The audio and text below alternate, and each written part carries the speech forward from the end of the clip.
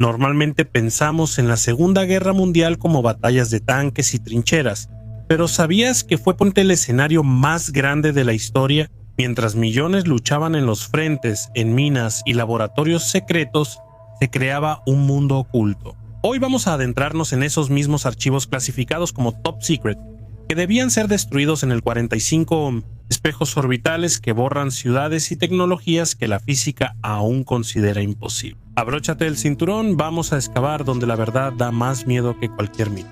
Hola, nuestro amigo, estás en el canal Kirtop. Cañones de vórtice y sonido del Dr. Zippermeyer. La historia oficial dice que la Segunda Guerra Mundial se decidió por tanques y aviación. Al revisar archivos clasificados de la inteligencia aliada bajo CIOS, Subcomité de Objetivos de Inteligencia Combinada, surge otra imagen. En 1945, un experto estadounidense encontró en Lofer, en las estribaciones de los Alpes austriacos, un laboratorio que parecía sacado de una película de científicos locos del futuro. Aquí trabajaba el Dr. Mario Zippermeyer, quien buscaba ganar la guerra usando aerodinámica y acústica. Su mayor creación fue la Bilbe Canone. El cañón de vórtice no era solo un tubo con pólvora, sino un complejo dispositivo de unos 10 metros. Funcionaba creando un vórtice toroidal artificial, un anillo de aire comprimido que mantenía su forma y fuerza destructiva al desplazarse. En una cámara especial, oxígeno y acetileno se mezclaban a gran presión. Después de la detonación, la onda de choque pasaba a través de una boquilla calibrada, convirtiéndose en un puño de aire. Zippermeyer sugirió agregar polvo de carbón disperso al vórtice para hacerlo mortal para la aviación. En las pruebas en Lofer, este dispositivo, ante los ojos de los altos mandos de las SS, convertía gruesos escudos de madera en astillas a una distancia de 150 metros. Según el diseñador, estos cañones debían proteger las ciudades alemanas. El torbellino, al entrar en el motor de un B-17, causaría una caída de presión, arrancando las alas o detonando los tanques de combustible. El proyecto se retrasó porque a 3.000 metros la densidad del aire cambiaba y el torbellino perdía estabilidad. No obstante, el informe 216 de inteligencia estadounidense señala que el potencial destructivo de este dispositivo requiere la máxima atención de los especialistas del Pentágono. Pero Zippermeyer no era el único que dominaba los elementos. En ese mismo centro secreto, el Dr. Richard Balauschek desarrollaba el proyecto Schallkanone, un cañón sónico. Era una antena parabólica colosal de 3 metros con 20 centímetros de diámetro. En el foco había una cámara de combustión que recibía metano y oxígeno a presión, generando hasta 50 microexplosiones por segundo. La frecuencia del sonido fue elegida para resonar con los órganos internos humanos. Según pruebas, el efecto fue aterrador. A 60 metros, el sonido provocaba pérdida de conciencia, convulsiones y muerte por ruptura de tejidos del hígado y riñones. A 200 metros, los soldados enemigos sufrían pánico, mareos y fatiga auditiva, volviéndose incapaces de combatir. Balauschek proponía crear instalaciones móviles con el chasis del tanque Pantera para destruir defensas enemigas con un sonido invisible. ¿Por qué esta arma no estuvo en el frente solo por burocracia y falta de combustible? En 1944, tras la guerra, las instalaciones de Balauschek y Zippermeyer fueron desmanteladas y llevadas a Estados Unidos durante la Operación Clip. Se creyó que estos desarrollos eran una mistificación hasta su desclasificación en los 90, planos que demuestran que los nazis casi logran convertir la atmósfera del planeta en un arma mortal. Mientras algunos científicos del Reich estudiaban la física del aire, otros del grupo místico Ahnenerbe buscaban poder en objetos ajenos a la Tierra. En 1938 viajaron al Tíbet para traer algo hecho de una estrella caída: el hombre de hierro tibetano. Mientras los físicos en la Luftwaffe intentaban dominar el sonido, los ideólogos del departamento más misterioso del Reich, Ahnenerbe, no miraban en los laboratorios, sino en las profundidades de los siglos y en el abismo del cosmos. Himmler creía que los orígenes de la raza aria estaban en el Tíbet. En 1938, una expedición secreta liderada por el Sturmbannführer de las SS, Ernst Schäfer, fue enviada oficialmente a estudiar flora y fauna. El objetivo real en las instrucciones del antropólogo Bruno Beger era hallar pruebas de una raza superior y el artefacto de la legendaria Shambhala. De esa expedición se llevó a Berlín un objeto que hoy asombra a los científicos. Es una estatua pequeña de un dios budista llamado Valshravana.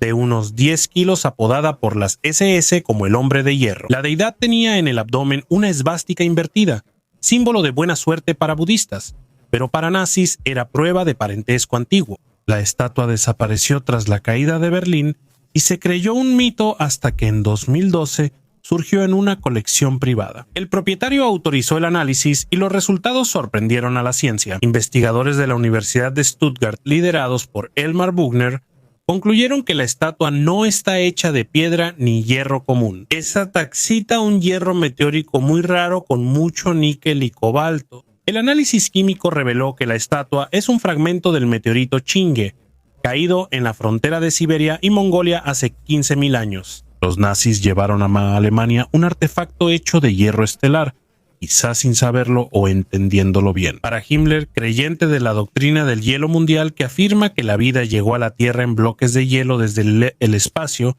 este hallazgo fue el Santo Grial. ¿Para qué quería la SS este ídolo meteórico? Según los interrogatorios a los empleados de la Ahnenerbe, ellos creían que los metales venidos del espacio poseían una energía específica capaz de potenciar las habilidades extrasensoriales y servir como llave para comunicarse con ciertas entidades superiores. La estatua del Hombre de Hierro no era solo un souvenir.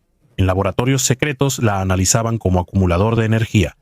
¿Dónde están los otros artefactos? Los archivos de Schaeffer mencionan textos en huesos con supuestas instrucciones para controlar fuerzas de la naturaleza. Actualmente, el Hombre de Hierro es la única figura humana mundial tallada en un meteorito. Pero, ¿fue realmente la única reliquia celestial que los nazis llevaron del Tíbet antes de la guerra? Los artefactos espaciales solo eran parte del plan para dominar el mundo. Si los meteoritos otorgaban poder místico, los ingenieros alemanes planeaban usar el propio Sol como una herramienta de destrucción absoluta. En 1943, en las profundidades de los centros de cohetes, nació un proyecto que hoy llamaríamos la estrella de la muerte del Tercer Reich, el cañón solar del Tercer Reich. Si creías que las armas orbitales surgieron en la era de la Guerra de las Galaxias y Reagan, los archivos de 1945 te harán cambiar de idea. Al llegar al centro de Oberpfaffenhofen, los expertos estadounidenses en cohetes hallaron una carpeta con cálculos que al principio creyeron fantasiosos. Proyecto Sonnengewehr Cañón Solar. El nombre era del físico Germán Oberth, quien estuvo en los orígenes de la cohetería mundial en 1943. El liderazgo nazi, al ver que no ganarían la guerra, lo aprobó para realizar el proyecto más ambicioso de la humanidad: poner en órbita un espejo gigante para incinerar ciudades. Ingenieros del Reich calcularon que a 8.000 kilómetros de altitud debía desplegarse un espejo cóncavo de 3 kilómetros cuadrados. El material planeado era sodio puro, un metal ligero de gran capacidad reflectora. El espejo sería una nave espacial controlable, no solo un trozo de metal. Dentro de la estructura se preveían compartimentos habitables para la tripulación, jardines herméticos para la producción de oxígeno y paneles solares. Con motores de corrección, el espejo enfocaría los rayos solares en un haz de varios metros de diámetro. Según Oberto, la temperatura en el punto de enfoque superaría varios miles de grados. Eso sería suficiente para evaporar un embalse en cuestión de segundos, reducir a cenizas un gran centro industrial o literalmente hervir el océano en la zona donde se mueve la flota enemiga. Era el arma perfecta, limpia, sin radiación, solo el poder del sol, irresistible. ¿Por qué no se realizó el proyecto? Según las estimaciones de los propios alemanes, construir y poner en marcha una máquina así requería al menos 15 años y una cantidad colosal de recursos. El que los nazis analizaran el presupuesto y aspectos técnicos para armar el espejo en órbita muestra que su ciencia superaba a la de sus contemporáneos. Tras la guerra, inteligencia de Estados Unidos confirmó la viabilidad de la idea, pero admitió que era técnicamente inalcanzable en los años 40. Sin embargo, la pregunta sigue abierta. ¿No habrán servido estos planos como base para los desarrollos secretos modernos de armas láser en el espacio? Las ambiciones espaciales del Reich eran enormes, pero los mayores secretos estaban tanto en el espacio como bajo tierra. Mientras algunos observaban las estrellas, otros creaban ciudades subterráneas con tecnologías que la ciencia aún considera imposibles. La ciudad subterránea de cemento. En 1944, mientras la aviación aliada destruía ciudades alemanas, el Tercer Reich decidió trasladar tecnologías críticas al subsuelo. Así nació el proyecto Cuarzo, también llamado Cemento, en la ciudad austriaca de Rotterdam. A primera vista, esto debía ser una fábrica de rodamientos de aviación para la empresa Steyr-Daimler-Puch. En mayo de 1945, cuando los grupos de inteligencia soviéticos y estadounidenses entraron en estos túneles, descubrieron que no solo se preparaban repuestos para aviones. La ciudad subterránea de Cemento tiene más de 10 kilómetros de túneles excavados en roca sólida a una profundidad de hasta 50 metros. Para su construcción se utilizaron metros. Usaron más de 15,000 prisioneros de campos de concentración. Lo impactante fue lo hallado adentro. Algunas salas tenían 15 metros y paredes con complejo blindaje. Los informes de la Comisión Técnica Soviética mencionan objetos extraños que no encajaban en una fábrica de maquinaria común. Entre ellos había cámaras de vacío gigantes y aisladores cerámicos masivos, diseñados para trabajar con voltajes extremadamente altos. ¿Por qué una fábrica de rodamientos requiere instalaciones de vacío tan grandes? Documentos desclasificados de la NNRB confirman que Cemento era una tapadera para investigaciones en física de alta frecuencia y tecnologías de plasma. Algunos investigadores creen que los nazis buscaban crear una instalación para separar isótopos o emisores potentes que inutilizaran la electrónica de los bombarderos enemigos. Lo más aterrador vino tras la guerra. La mayor parte del equipo fue desmantelado y llevada a la URSS como parte del programa de trofeos, pero las especificaciones de ese equipos aún permanecen en archivos clasificados. Miembros de las SS volaron y hundieron parte de los niveles inferiores del objeto de Cemento antes de irse. Por años, los habitantes de Rotterdam narraron sobre ruidos extraños subterráneos y camiones que llevaban misteriosos contenedores de plomo a los túneles, no maquinaria. ¿Qué ocultaban los nazis en los niveles de cemento inundados? ¿Fue un intento primitivo de hacer una bomba atómica o algo más exótico sobre controlar la energía del vacío? La respuesta sigue oculta bajo millones de toneladas de concreto y agua. Si bien las fábricas subterráneas fueron un logro ingenieril, la ideología detrás rayaba en la locura. Los científicos nazis pensaban que el resultado de la guerra dependía más de seguir la antigua doctrina del hielo mundial que de la cantidad de tanques. El mito helado de Hitler, mientras los científicos de todo el mundo se basaban en la física cuántica y la teoría, atraía. La cúpula del Tercer Reich proclamó la ciencia aria, que hoy parece una locura. Es la doctrina del hielo mundial de Baltaise, creada por el ingeniero austríaco Hans Gürsberger. Esto no era solo una opinión personal, era una cosmogonía estatal respaldada por Hitler y Himmler. Gürsberger decía que la base del universo es el hielo. Según su teoría, hace millones de años, un planeta de hielo chocó con un sol caliente, causando explosiones. Lo más aterrador de esta teoría era el futuro. Gürsberger pensaba que la Luna, una gran esfera de hielo, se acerca lentamente a la Tierra. Él enseñaba que en la historia del planeta ya había habido varias lunas así, que caían a la Tierra causando la destrucción de civilizaciones, incluida la Atlántida. La raza aria son dioses sobrevivientes con superpoderes que volverán cuando regrese el hielo. Adolf Hitler veía en esta enseñanza una alternativa a la física judía de Einstein. En la agencia Ahnenerbe se fundó un departamento de meteorología dirigido por Hans Bender, seguidor de Gürsberger. Los nazis pensaban que el hielo estaba ligado a su destino, influyendo en la Segunda Guerra Mundial. En 1941, al planear la campaña de invierno en la URSS, la Luftwaffe alertó sobre heladas extremas al solicitar datos meteorológicos. Pero los profetas del hielo en el cuartel de Himmler convencieron al Führer de lo contrario. Siguiendo la doctrina de Gürsberger, predijeron un invierno suave y dijeron que el frío beneficiaría a los verdaderos arios. Por la fe ciega en la pseudociencia, los trenes alemanes usaban uniformes de verano al frente y la lubricación de tanques y aviones no era apta para menos de 5 grados. Cuando llegaron las legendarias heladas de 40 grados, los soldados del Reich se encontraron cara a cara con esa misma fuerza que consideraban su aliada. Miles de soldados sufrieron congelaciones, el equipo falló y la Operación Tifón fracasó porque la mística superó al sentido común. Es curioso que tras la catástrofe cerca de Moscú, Hitler siguió con la teoría. Los archivos registran que los nazis siguieron construyendo estaciones meteorológicas en el Ártico, como la Doiskatel, en tierra de Franz Joseph. Pero su tarea no era solo monitorear el clima, sino también buscar hielo antiguo, que supuestamente contenía la memoria biológica de los primeros superhumanos. Esta fe fanática en la magia del hielo fue uno de los errores más graves de la humanidad, demostrando que cuando la ideología empieza a dictar las leyes de la física, la civilización está condenada al colapso. El secreto D9 y el ejército zombie. Mientras los ideólogos del Reich soñaban con dioses de hielo, los médicos de las SS cumplían una tarea igual de siniestra: cómo convertir a una persona común en una máquina biológica que no conozca el cansancio, el dolor ni el miedo. En 1944, en el campo de concentración Sachsenhausen, bajo el D9 se creó el preparado D9. No solo era un estimulante, era un elixir de supersoldado, cuya fórmula estuvo oculta décadas en archivos clasificados. El D9 era un cóctel mortal. Cada pastilla contenía 5 mg de oxicodona, 5 mg de cocaína y 3 mg de metanfetamina.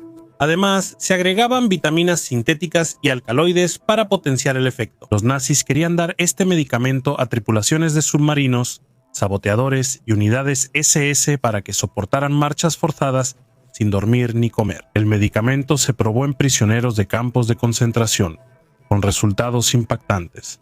Se documentó una prueba de resistencia. Los prisioneros que tomaron D9 fueron obligados a marchar en círculos con mochilas de 20 kilos durante las 24 horas del día. Un soldado entrenado cae por agotamiento tras 10-12 horas, pero los sujetos con D9 seguían activos una semana. El récord fue recorrer 90 kilómetros sin parar por terreno difícil.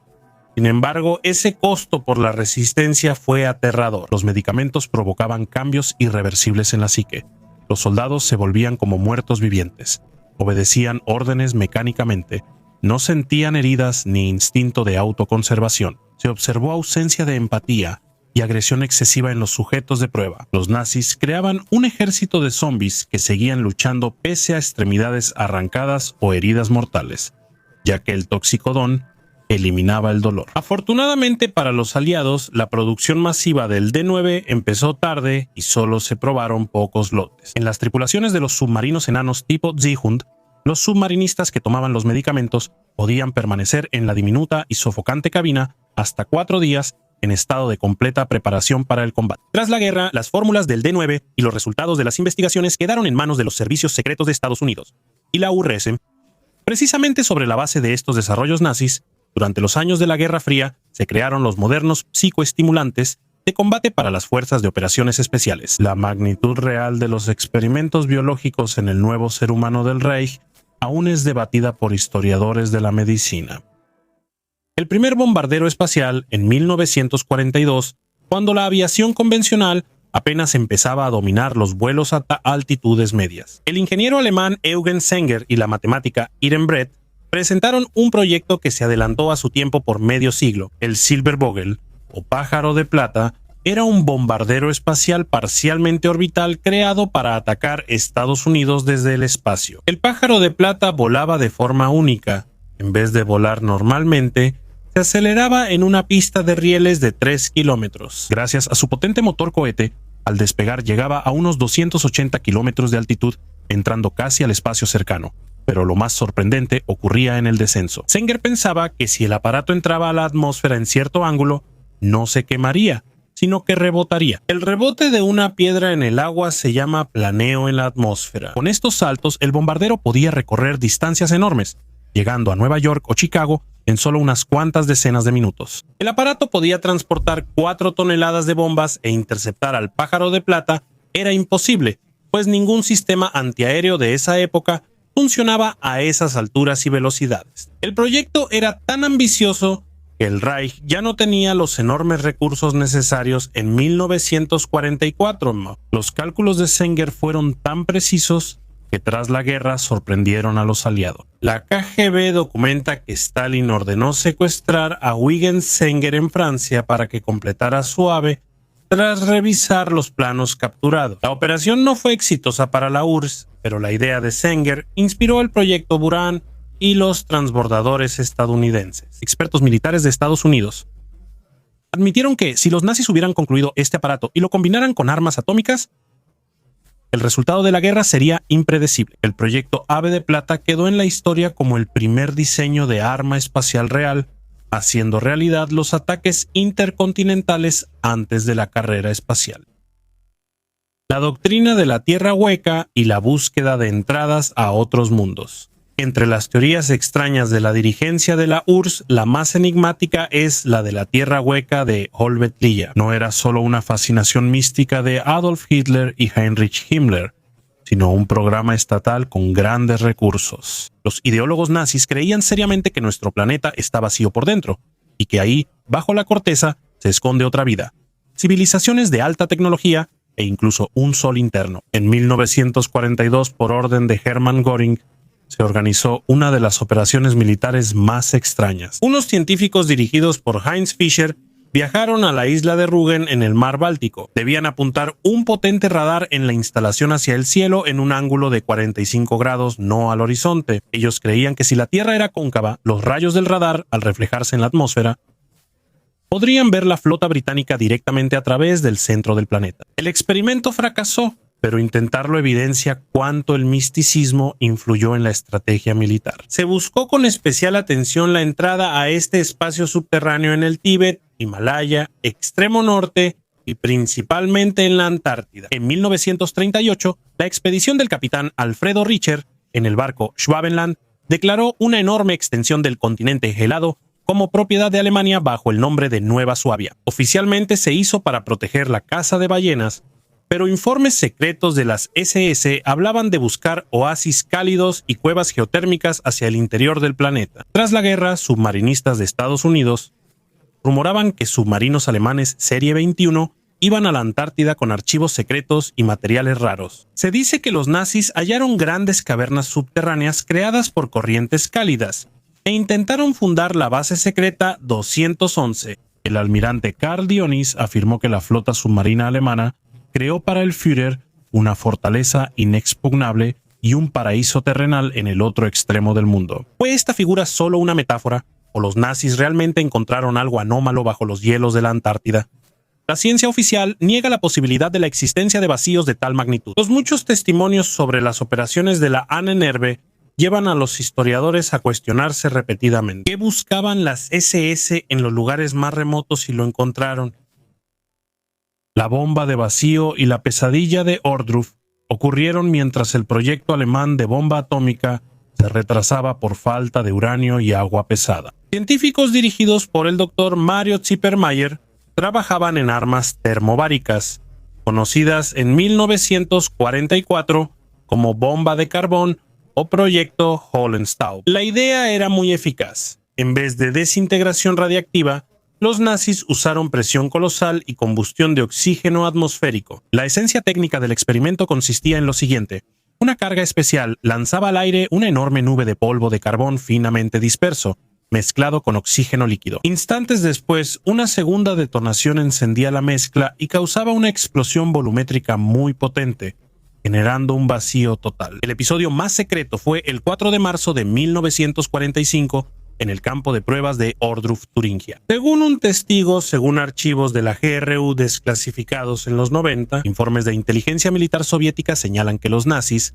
probaron un dispositivo con un efecto similar al de una carga nuclear táctica. Los habitantes de las aldeas cercanas describieron un destello cegador, cuya luz se podía ver a decenas de kilómetros, y un estruendo tan fuerte que rompió las ventanas de las casas. Informes de inteligencia soviética señalan que en el epicentro, la vegetación en cientos de metros cuadrados quedó reducida a cenizas. Lo más aterrador fue el efecto en seres vivos.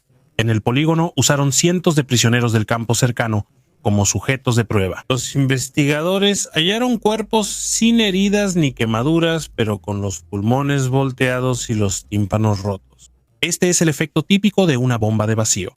La rápida caída de presión succiona el aire del cuerpo, provocando muerte instantánea y dolorosa. Se dice que detrás de este proyecto estaba la química y la investigación secreta de la sociedad SS Sol Negro. Pensaban que liberar la energía del vacío les permitiría controlar la materia. El curador del proyecto en Ohrdruf fue personalmente Hans Kammler, el hombre responsable de todas las construcciones secretas del Reich en Ohrdruf. Kammler ordenó destruir pruebas de experimentos y fusilar al personal técnico al final de la guerra.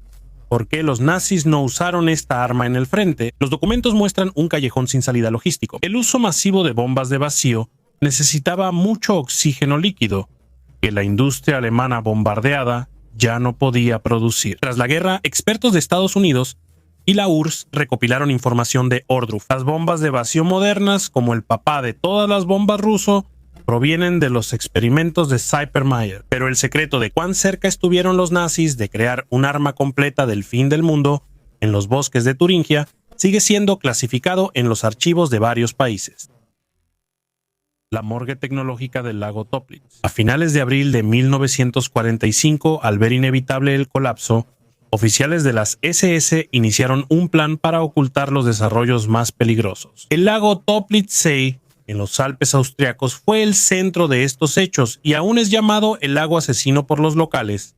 No fue elegido al azar. El lago tiene 100 metros de profundidad y, desde los 20 metros, hay una capa sin oxígeno que lo hace ideal para conservar metal y papel. Entre 1943 y 1945, en las orillas del Toplitzsee, operó una estación secreta de la Marina donde se probaban prototipos de armas de cohetes. Estaba destinado a ser lanzado desde submarinos. Este fue el proyecto Prüfstand 12, el precursor de los misiles balísticos modernos lanzados desde el mar. Lo más interesante empezó en las semanas finales de la guerra. Testigos vieron camiones con emblemas SS arrojando pesadas cajas encadenadas al lago durante la noche. En 1959, una expedición de la revista alemana Stern sacó del fondo cajas con libras esterlinas falsas.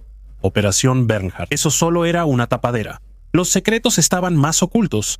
Buzos que exploraron el fondo entre los 60 y 80 solían morir en circunstancias extrañas. Un caso famoso es la muerte del investigador francés Jean-Pierre Dequesne, quien halló la entrada a un túnel inundado, pero murió antes de dar las coordenadas. Según los documentos capturados, en el lago se arrojaron prototipos de mini trampas hidroacústicas y documentación de un proyecto para crear armas biológicas basadas en microorganismos de aguas profundas. El mayor misterio del lago es la caja fuerte de hierro del jefe de la Oficina Principal de Seguridad del Reich, Ernst Koltenbrunner. Se cree que ahí se guardaban no solo notas de los agentes, sino también descripciones de tecnologías obtenidas durante los experimentos de la Ahnenerbe en el Tíbet. El lago aún no ha sido explorado completamente debido a la acumulación de árboles hundidos y trampas con minas dejadas por los miembros de las SS. Es una morgue tecnológica del Reich que guarda secretos considerados demasiado peligrosos para la humanidad. Mucha y el proyecto Cronos cierran nuestro repaso con el objeto más enigmático, registrado oficialmente en archivos polacos como Mucha. Es una extraña estructura de concreto en Ludwigsdorf llamada Hensch. Es un anillo dodecagonal de 30 metros de diámetro sobre soportes robustos. La versión oficial afirma que es la base de una torre de enfriamiento, pero ingenieros consideran exagerada esa construcción para un sistema común. En el complejo secreto Rice Bellica American trabajó en el proyecto Cronos. En el centro de la mosca se encontraba un dispositivo que en los documentos aparecía como la campana, pero su verdadero propósito estaba relacionado con la manipulación de energías ultra altas. El general de las SS, Jakob Sporenberg, dirigía el proyecto según interrogatorios tras la guerra. Declaró sobre un resplandor inusual de la instalación en funcionamiento y que la zona de pruebas tenía 5 anillos de seguridad acordonados. El proyecto Cronos estudia campos torsionales y busca crear campos antigravitacionales. Dentro de la instalación giraban 2 cilindros pesados de plomo en direcciones opuestas, llenos de una sustancia llamada Serum 525, un líquido violeta parecido al mercurio, pero con una densidad anómala. En las pruebas se detectaron fenómenos extraños. Plantas a 200 metros se volvían masa informe en segundos y el personal sufría alucinaciones y descoordinación. Lo aterrador de la historia del objeto Mucha es su final. En abril de 1945, por orden de Berlín, los 62 científicos de Cronos fueron fusilados y enterrados en tumbas sin nombre. Para mantener el secreto, la instalación y los documentos de Serum 525 se eliminaron por completo. Solo quedó el anillo de concreto de Mucha, que aún emite un fondo electromagnético anómalo. Algunos investigadores piensan que los nazis casi logran una tecnología para curvar el espacio-tiempo. Por eso destruyeron todos los rastros de este proyecto con tanta crueldad. Esto fue solo una parte de lo que los nazis intentaron ocultar. ¿Cree que sus desarrollos aún se usan en secreto o todo fue una mistificación? Comenta tu versión y suscríbete para saber la verdad. Gracias por vernos. Hasta luego.